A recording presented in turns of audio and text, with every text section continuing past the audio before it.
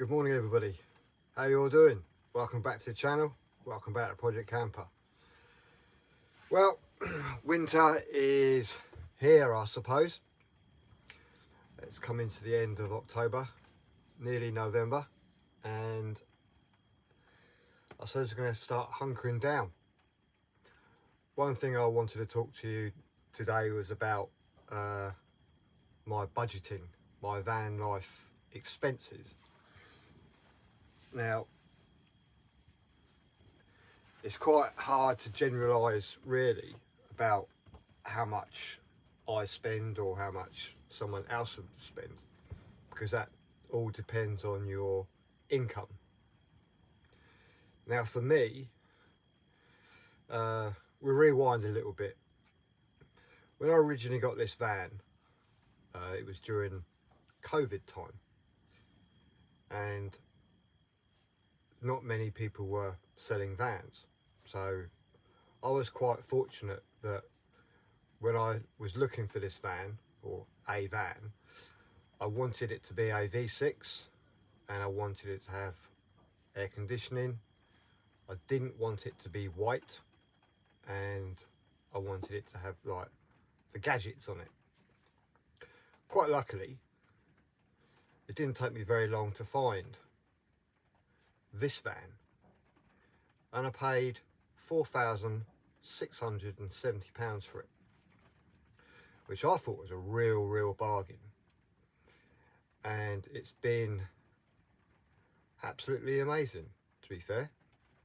No real problems apart from wear and tear. I had to put a clutch in it, only because it started juddering.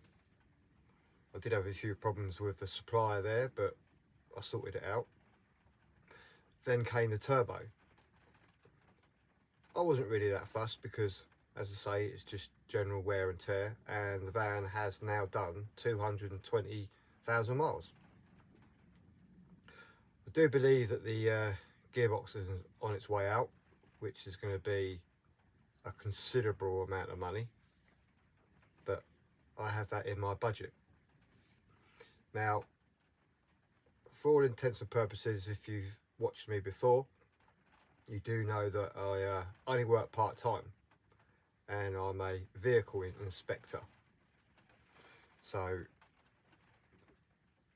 it's quite nice to be able to afford to work part-time. But there comes a problem where if you're not at work, you're potentially spending money.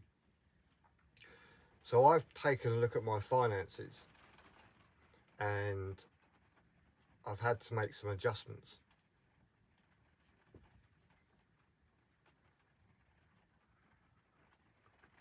This is a nice cup of tea. Yorkshire tea. Really is nice. Anyway, I'm where I park up regularly. I'm allowed to park here. It's nice. It's nice and quiet now. Being that it's winter, you get the occasional dog walkers. So I can sit here comfortably. Now I do have internet, which I have to pay for. That is quite an old contract. And I'll just let it run. But now there are better packages out there. And I pay £38 a month for EE. Now, there are newer packages, as I say, so that would probably come down to about £20. I have tax for the van, which is just under £30. So between those two bills, it's nearly £65. Then I have my insurance, which is another £38, I think, a month, and that is with Adrian Flux, and that allows me to live in the van full time. It is under the van in conversion, which is no set time, so quite good actually, because the self build is it's never finished, is it really? You're always modifying, and that gets me round about like the £100, just over £100 mark. So that's my main outgoings. Then I have my phone, which is another £30 a month, and I have my I give my ex-partner £60 a week, so that's £240 a month. I also have another outgoing of £200. That's for house bits and stuff like that. So my outgoings are about £500-ish, something like that. I have cancelled Amazon Prime, and unfortunately I've cancelled my Patreon supporters, because I don't want to be working to feed others, if you know what I mean. Now I understand that I have a Patreon page, and I think, to be fair, there's about 5 or 6 of you there, which I greatly appreciate, but I completely understand that the cost of living now, everyone's going to have to tighten their strings, and I totally get that. So I won't be disappointed at all if people don't want to watch on Patreon. it's all about budgeting. The other day I was going through my food, and unfortunately for me, because of my condition, I'm always quite hungry. So when I go shopping, I inevitably buy too much, and I waste probably between £20 and £30 a week on food. The amount of food I throw away is just it's criminal, and I cannot stand waste. I don't like waste. I don't like litter. I don't like waste. So I try to keep it to a minimum. So I'm re-evaluating that, and also with my mental health, I'm on some tablets, and I think they seem to be working. Normally I'd be so down that I just couldn't be bothered to do anything. It's almost like the clutch has gone on my backside and I just can't get it into gear. So over this winter, I think it's important to re-evaluate everything.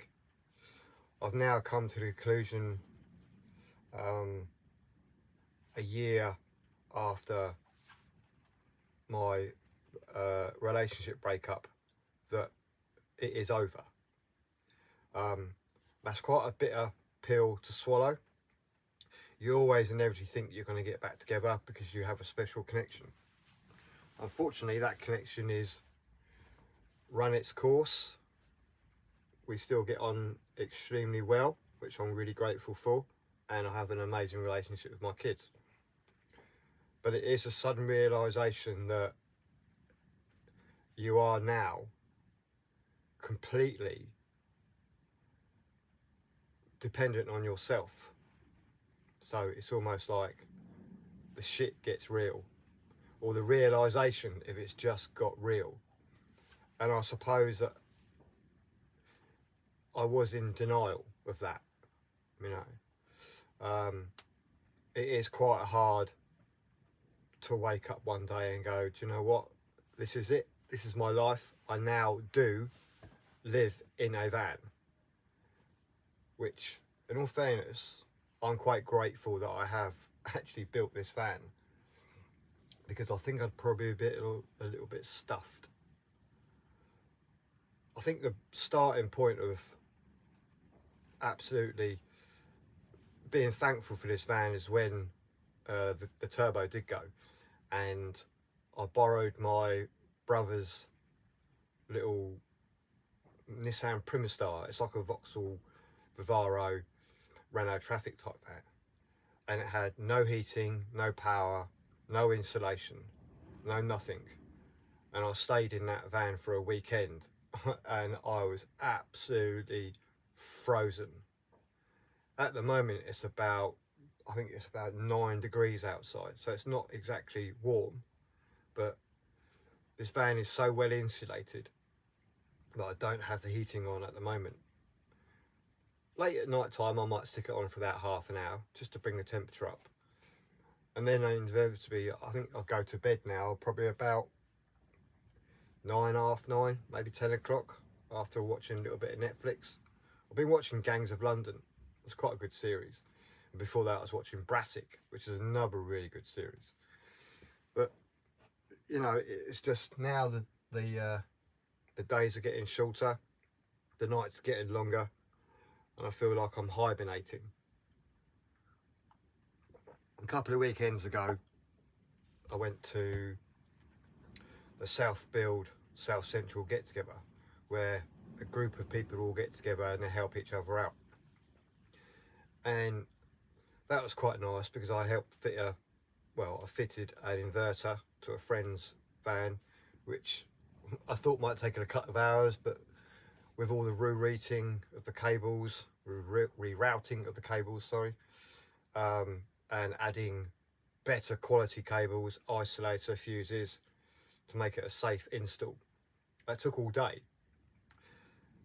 It was quite nice to help out because I do like helping people out, and came back and went back to work. And now it's this weekend and the rain has set in It's pretty windy outside, so I'm just sat here contemplating pretty much what to do. Now, it's all too easy to just flip open the laptop, start watching TV and just drift the day away. And to be fair, I don't think that's a bad shout, because I don't have to do anything to the van. There's not much solar coming in, but I have got a couple of days left on the battery, and tomorrow I'll be starting the van up and going to work. I have 2 Victron XS's, but unfortunately I do have a bit of a issue with my alternator at the moment.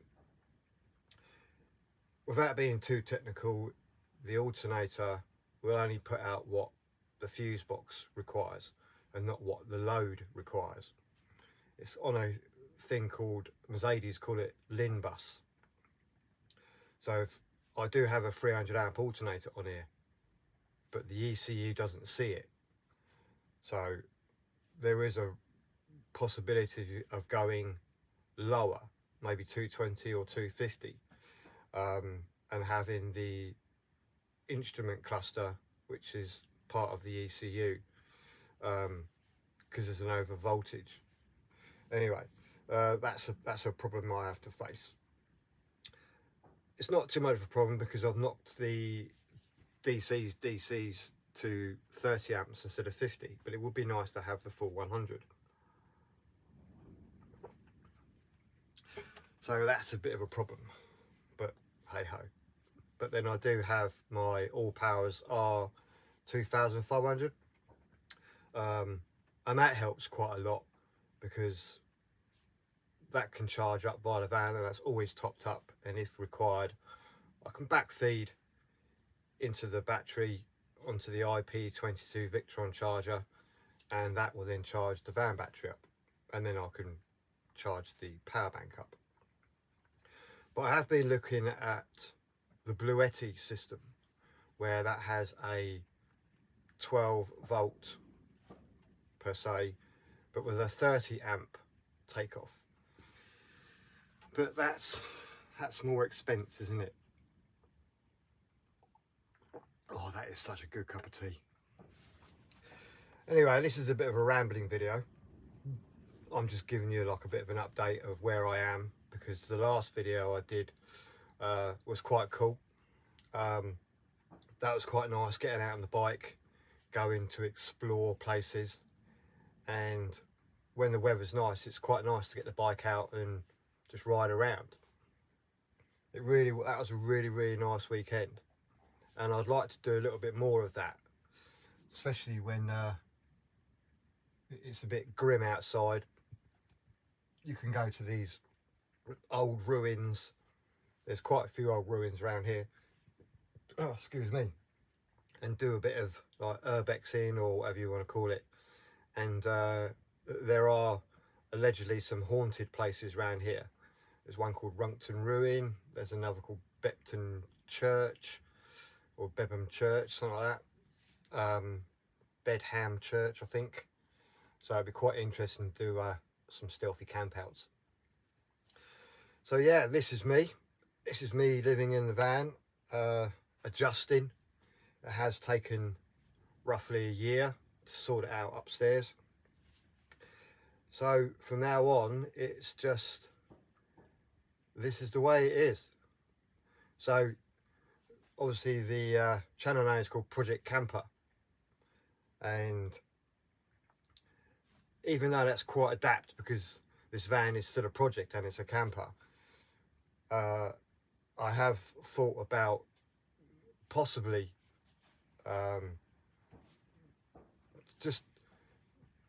we're going to go to, well, I want to do more with my life than just obviously work,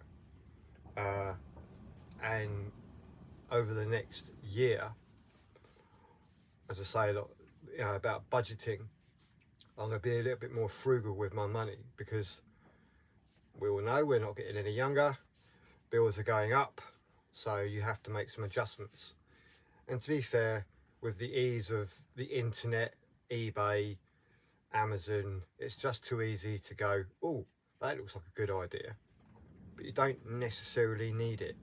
I don't need anything in this van that I don't already have. So I've been quite lucky really with all powers, aux beam and 12-volt planet. They've been amazing. My Shoreline fridge freezer is been absolutely sterling for the last, I've probably had it 5 years now, and it's only ever gone wrong once, which cost 12 quid for it to fix. So it's only like maintenance on the van. I've just done a service on it and had to replace a fuel pipe. That was relatively easy, but I have noticed that I do have a chuffing injector, which I've noticed is starting to carbon up. So I need to do that before that gives me any problems, because they call it the Black Death and the injectors get coked in. I had it on an old Mercedes where the whole top of the head was completely caked in solid like carbon, and that took me 2 days to gently chip out because of the CAN bus wires for the injectors.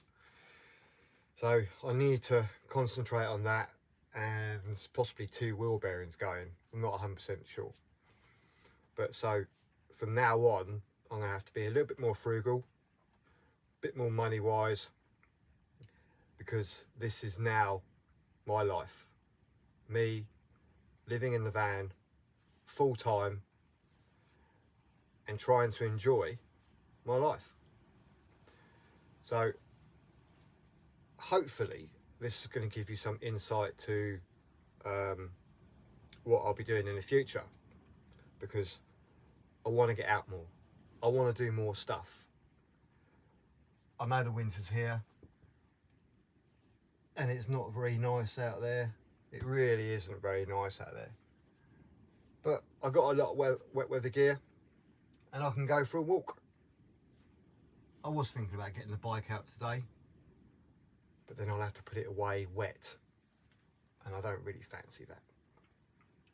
So I'm going to sit here, finish my cup of tea, do a lot more procrastinating, and hopefully see you in the next video. I know this one's a little bit boring, bit of an update. Van life is not always glamorous, and I'm certainly not a glamorous person. So anyway, thanks for watching, thanks for all your love and support, and thank you for all your lovely comments, and thank you for helping out with Will. He's super grateful. There's nearly £2,000 now in the GoFundMe fund. I know GoFundMe will take a chunk of that, or a bit of it, so that's exciting news. So anyway, thank you very much for watching, love to you all, and I'll see you in the next video. Bye bye.